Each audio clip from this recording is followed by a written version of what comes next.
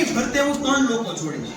એક અહીંયા હાઇડ્રોજન મૂકીશ, એક અહીંયા હાઇડ્રોજન મૂકીશ અને એક આ બાજુ હાઇડ્રોજન મૂકીશ.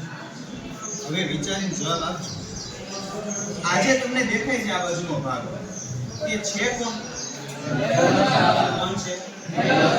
હવે SN2 ની અંદર કેન્દ્રનું રચી જે જોડાય છે એ હેલોજનની વિરુદ્ધ દિશામાંથી જોડાય છે. તો ન્યુક્લિયોફાઇલ XZ વિરુદ્ધ દિશામાંથી જોડાતો જશે, જેને કારણે પહેલા જે કાર્બન જે તરફ હતો એ તરફથી વિરુદ્ધ દિશામાં એનું ચેન્જીસ થઈ જશે. આ મુજબ છત્રી હું બની ગઈ. તો હવે આ તો હેલું થયું. કામ? કારણ કે એની તરફ કણ કોણ જોડાયેલા હતા?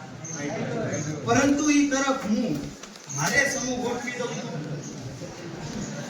પાછા કણ મારે સમૂહ ગોઠવી.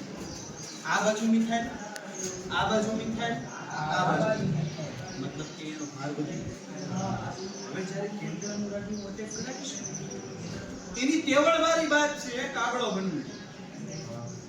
કારણ કે ઈઝીલી થઈ શકશે.